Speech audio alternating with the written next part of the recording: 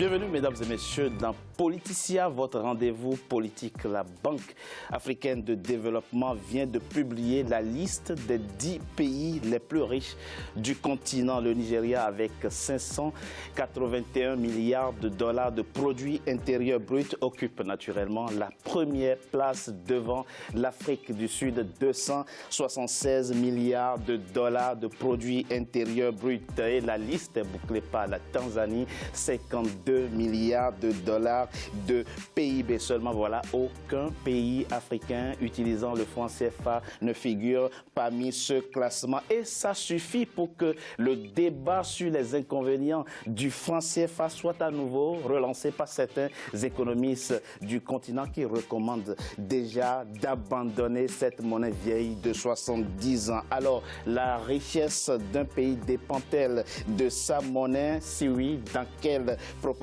Quelle est la nature de la dépendance qu'engendre le franc CFA et comment y mettre fin? Pour en parler avec moi, trois invités. Professeur Nicolas Agbowou, infatigable, défenseur de la souveraineté monétaire des États africains. Vous enseignez l'économie, mais aussi le droit à l'université de Versailles. Vous êtes auteur de plusieurs livres, plusieurs ouvrages, dont celui-ci, Le franc CFA et l'euro contre l'Afrique, publié aux éditions Solidarité mondiale. Merci, professeur, d'avoir à nouveau répondu à notre invitation pour parler de cette monnaie que vous combattez de toutes vos forces. Merci à vous. Merci de m'avoir invité.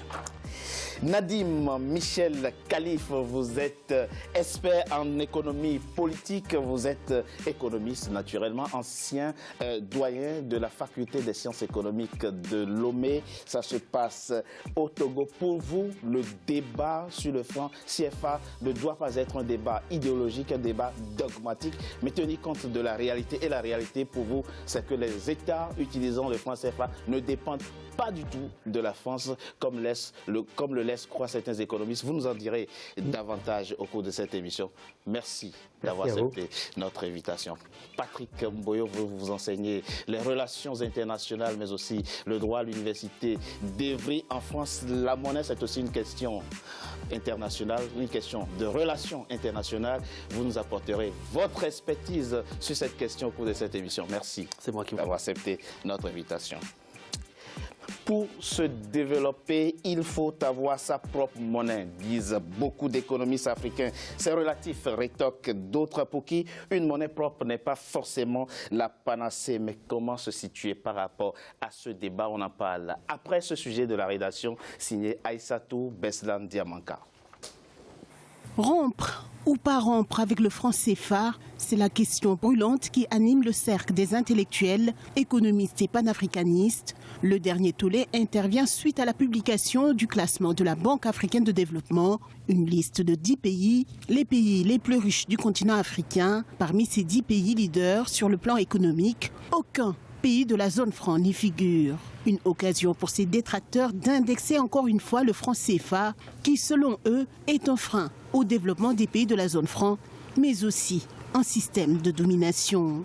C'est un des symboles de la domination par la France sur nos pays, ces anciennes colonies, et domination qui se perpétue après plus de 50 ans d'indépendance formelle. Et aujourd'hui, tout le monde se rend compte qu'on ne peut pas continuer avec cette situation. Alors, quel est l'impact véritable de la monnaie sur la performance économique des pays utilisateurs? Une économie prospère nécessite-t-elle forcément une souveraineté monétaire? Les faits sont là: Nigeria, Afrique du Sud, Égypte, Algérie, Soudan, Maroc, Angola, Éthiopie, Kenya, Tanzanie. Le top 10 des pays africains les plus riches en 2018. Ces 10 pays ont un seul dénominateur commun: ils possèdent chacun leur monnaie, à la différence des pays de la zone franc.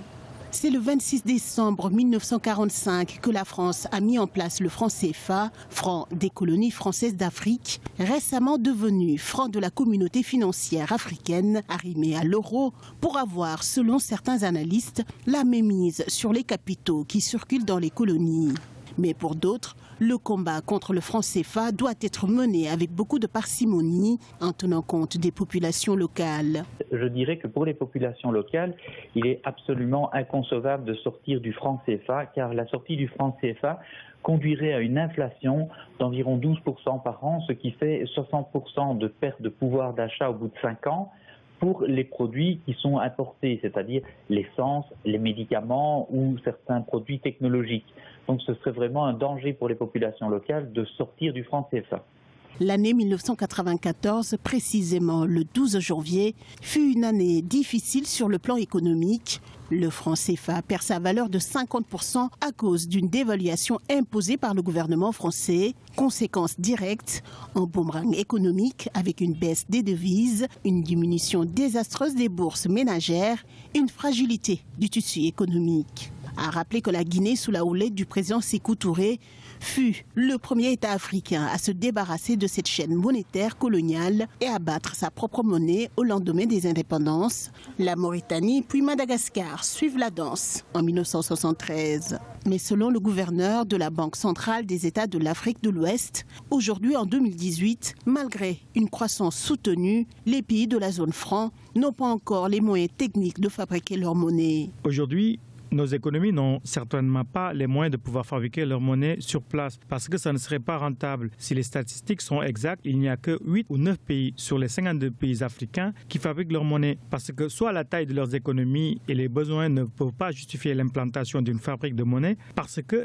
c'est une technologie très chère, une technologie qui évolue très vite et puis c'est une technologie très concurrencée par les faussaires. Le franc CFA reste plus que jamais, selon ses farouches adversaires, un facteur de ralentissement de la croissance des pays concernés. Une souveraineté monétaire serait une condition sine qua non pour leur développement économique.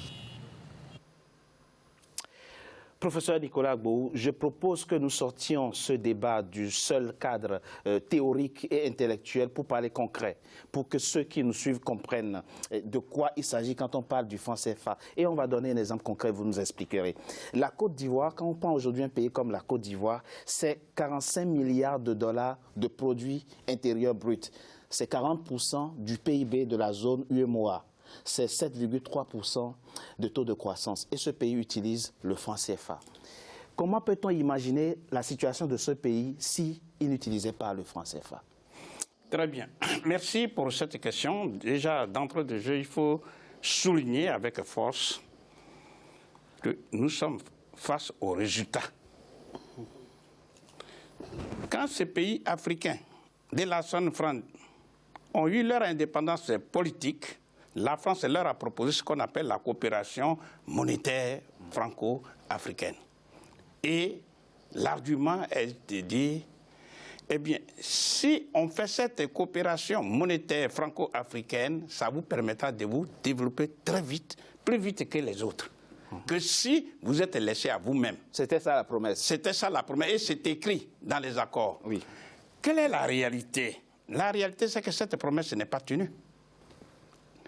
Les pays qui sont le plus au bas de l'échelle mondiale, il y a les pays de la zone franc CFA.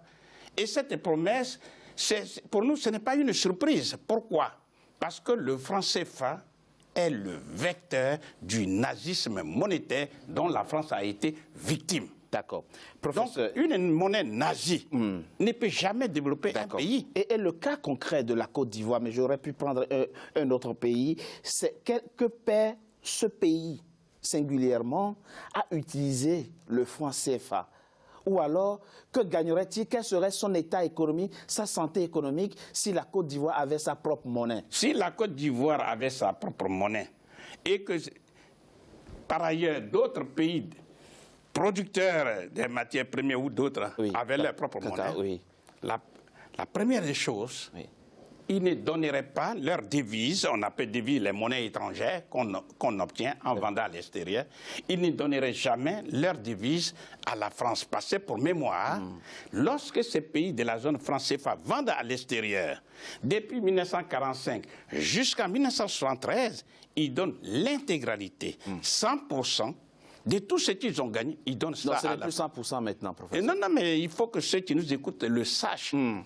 Ensuite, de 1973 jusqu'en 2005, précisément le 20 septembre 2005, la France, dans sa générosité, a dit ne nous donnez plus 100%, donnez-nous 65%. C'est-à-dire, si vous gagnez 100 milliards de dollars, vous nous donnez 65 milliards. Et à la seconde où nous parlons, toujours progressant dans sa générosité, dit donnez-nous 50%.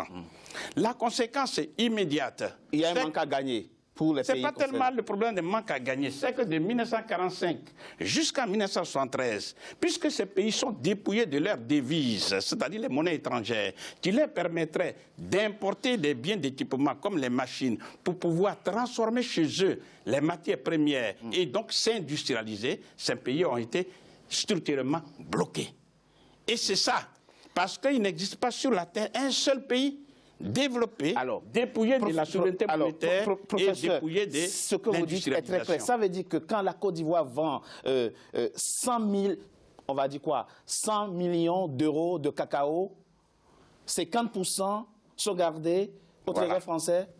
Déjà, il faut bien le savoir, puisque le franc CFA, contrairement à ce qu'on dit, n'est pas une monnaie convertible. Donc, quand ces pays vendent à l'extérieur, eh bien, on va dire, ils vendent par exemple en dollars. En dollars, c'est ça. Eh bien, ces dollars, la recette passe par la France. Par la France. Parce que c'est la France qui va convertir en CFA. Donc, voilà. il y a forcément... C'est une réalité. Monsieur Khalif, vous, quand vous entendez tout ça, vous dites c'est de l'idéologie, c'est du dogme, c'est de la philosophie, c'est loin de la réalité. C'est du faux, c'est de l'ignorance. Expliquez-nous. C'est de l'ignorance des mécanismes monétaires. Laissez-moi parler, je voudrais vous le dire. Monsieur Khalif vaut ce qu'elle vaut. Quand la Côte d'Ivoire vend, par exemple, pour 100 millions d'euros, elle ne va pas le placer en France, aux 100 millions de dollars pour un cacao, ça va servir à financer ses importations. Ce n'est que le solde des exportations et des importations, maintenant, qui sont confiés au Trésor français, moyennant intérêt, versement d'intérêt. À qui? À la Côte d'Ivoire, au pays qui a déposé. Intérêt? Tout comme vous, quand vous avez des excédents chez vous d'une épargne, vous la placez dans une banque, elle vous donne un intérêt sur ce que vous versez. Mais vous utilisez mon argent. Mais bien sûr. D'accord. Donnant. Oui. Mais vous m'obligez... Alors laissez-moi terminer. D'accord. Non, pour qu'on comprenne, c'est ça. Il faut qu'on aille terre à terre pour que les gens comprennent. Les variations entre les importations globales et les exportations globales d'une année vont s'ajouter ou diminuer ou se soustraire du montant des réserves. Monsieur Khalif. Maintenant, ces réserves sont placées en règle auprès du Trésor français, en contrepartie pour garantir le franc CFA auprès du Trésor français, puisque le Trésor français, la France, garantit le franc CFA dans le monde entier. Puisque vous avez pris l'exemple de l'épargne, c'est un exemple très intéressant qui peut permettre aux téléspectateurs de comprendre. Mon banquier n'exige pas de moi ce que je dois déposer sur mon compte. Non, non, non. Mais pourquoi, on l'a vu maintenant dans l'historicité des comptes d'opération, c'est 100% d'abord, 65% après, 50%. Même c'est en dessous maintenant. Maintenant, c'est bien en dessous. Oui, d'accord. En dessous de 50%. Puisque vous parlez d'épargne, je n'épargne pas quand j'ai des besoins vitaux à satisfaire.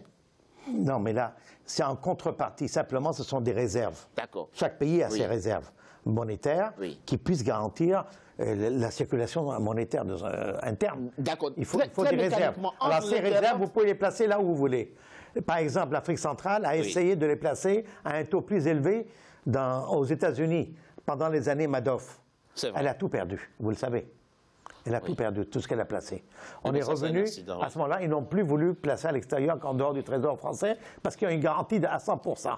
Il n'y a pas de risque là-dessus. Et le Trésor français rémunère ses dépôts de la zone CFA, il les rémunère 0,70% en plus du marché mondial. Ça veut dire que les intérêts que perçoivent les États qui utilisent le franc CFA leur permettent davantage de satisfaire leurs besoins que s'ils n'avaient pas à déposer. Non. C'est pas ça. C'est ce que vous nous dites. Vous dites que la France, sur la base des épargnes... Les intérêts que verse le Trésor français aux pays africains de la zone CFA sur leurs dépôts est plus élevé que le taux international de 0,70%. La France y gagne-t-elle quelque chose? Mais tout banquier chez qui vous déposez votre argent, il l'utilise comme il veut. En l'occurrence, ici, la France, elle y perd, puisqu'elle donne 0,70% de plus que le taux international. Monsieur Khalif, vous êtes honnête. Vous êtes économiste. Ah oui, vous êtes expert en politique économique, et vous nous expliquez dans cette émission que la France perd à garantir le franc CFA. Oui. Que la France est perdante. Oui, parce qu'elle paye, c'est pas qu'elle est perdante. Elle donne 0,70% de plus que le taux international. Et ça, c'est par prime de fidélité, par prime de bonnes relations avec ses anciennes colonies. C'est tout. Ça permet d'entretenir, ça fait partie de l'aide. Ça fait partie de l'aide, dites-vous, c'est votre avis qui est tout à fait respectable. Patrick Mboyo, on l'a vu, les 10 pays classés, les pays les plus riches du continent, parmi ces pays, il n'y a aucun pays qui utilise le franc CFA et très rapidement, le lien est fait. On dit, mais voyez, le franc CFA ne permet pas le développement. Faut-il faire un lien? Bien évidemment, rien n'empêche de pouvoir faire un lien. Et moi, je dirais même que sur cette liste, il n'y a aucun pays complètement francophone. Le Maroc est bilingue, l'Algérie est bilingue. Hormis ces deux pays, il n'y a aucun de ces pays sur les 10 ou les 8 qui restent qui parlent français. C'est un fait. Donc, à partir de cela, moi, j'aimerais qu'on puisse comprendre une chose. D'aucuns se posent la question, peut-être en nous regardant, quel est l'intérêt du droit de se saisir de cette question? On a souvent tendance à laisser la question monétaire ou les questions financières aux experts qui sont là, éminents, et j'apprécie leur degré de raisonnement. Mais on oublie quelque chose, c'est que la monnaie est avant tout une dette. La monnaie représente avant tout un instrument d'échange. Oui. C'est-à-dire, si dans ma poche j'ai 100 €, je me dis que derrière ces 100 €, il y a des commerçants qui me doivent quelque chose en contrepartie de ces 100 €. Et ces 100 € doivent être en mesure de pouvoir répondre à la dette que ces personnes ont vis-à-vis de moi et à la créance que moi j'ai vis-à-vis de ces personnes. C'est ce qu'on appelle l'échange monétaire. Donc c'est un enjeu, réalité économique et politique. Et dès lors qu'on parle de la politique, il y a un enjeu démocratique derrière parce que les politiques, ce sont les peuples qui les élisent. Moi, j'aime à partir de ce moment-là. Oui, j'aime les réponses précises. Oui. Le franc CFA handicape-t-il les pays africains, les économies africaines qui l'utilisent? À partir de ce moment-là, moi, je peux dire que les téléspectateurs ont le droit de se poser cette question. Et moi, en l'occurrence, je dirais que c'est possible. C'est possible. Parce que, mais vous n'êtes pas si sûr. Parce que cette réponse, je pense que ce sera aux experts de répondre. Mais je me dis une chose. En matière de relations internationales, il existe ce qu'on appelle les traités, les accords. Et chaque traité prévoit ce qu'on appelle les mesures transitoires, c'est-à-dire les mesures de mise en œuvre du traité, les mesures qui consistent à mettre fin à un traité. Oui. Or, en ce qui concerne le franc CFA, je n'ai jamais entendu parler, et votre première question l'illustre très bien, quel est le mécanisme prévu pour mettre fin à cet accord entre la France et ses colonies qu'elle semble tant chérir? On reviendra effectivement sur cette question-là dans la troisième partie de notre émission. Professeur Nicolas Agbo, Patrick Mboyo, il est de la RDC, la République démocratique du Congo. La RDC a sa propre monnaie, mais ne figure pas et parmi les 10 pays les plus riches du continent. Doit-on relativiser finalement le lien structurel, organique et naturel entre monnaie et développement? Très bien. J'aurais pu parler de la Guinée aussi. Oui, on peut parler de tous les autres pays qui ont leur souveraineté monétaire et qui ne sont pas développés. En fait, c'est ce que vous êtes en train de me dire. Un peu, oui. Non, c'est ça la réalité. Oui, c'est ça la réalité de votre question. Ce que je peux dire, il n'existe pas sur la Terre un seul pays développé et qui n'a pas de monnaie et qui n'est pas industrialisé. Voilà les deux conditions. Pour qu'un pays soit développé, il lui faut, sa souveraineté monétaire pour faire travailler les gens. C'est-à-dire, aujourd'hui, nous sommes mardi, un pays proclame qu'il est indépendant politiquement. Le mercredi, il sort sa monnaie parce que nous ne sommes plus dans une économie de troc. C'est la monnaie qui est l'intermédiaire des échanges. Donc, c'est cette monnaie qui permet aux gens de travailler, et c'est leur travail. Et rien que leur travail qui permet au peuple de mettre en mouvement le génie productif, le génie créatif qui sommeille dans le peuple. Donc, quand vous voulez bloquer un pays, vous mettez la main sur sa monnaie. Ça, c'est la première solution. Deuxième solution, il faut industrialiser le pays, c'est-à-dire il faut transformer sur le sol africain, dans ce cas d'espèce, toutes les matières premières agricoles, minières, minérales et énergétiques en des produits finis qui génèrent de la richesse qu'on appelle les valeurs ajoutées. Un pays comme RDC, parce que c'est de ça que vous parlez, et tant d'autres, c'est parce qu'ils n'appliquent pas la deuxième solution. RDC, c'est c'est le poumon de toutes les ressources. C'est vrai, c'est tout à fait vrai ce que vous dites, puisque les 10 pays classés ici par la BAD ont un tissu. Le jour où la RDC va appliquer, et j'insiste, c'est la solution que nous proposons, il y en a deux. Mais il faut constitutionnaliser la transformation des matières premières en des produits finis. Professeur, je propose qu'on marque une courte pause. On se retrouve dans quelques instants. C'est un classement malhonnête. Pour la suite de notre émission. À tout de suite. Voilà. Je vais vous dire que c'est un classement malhonnête. Je vais vous dire pourquoi.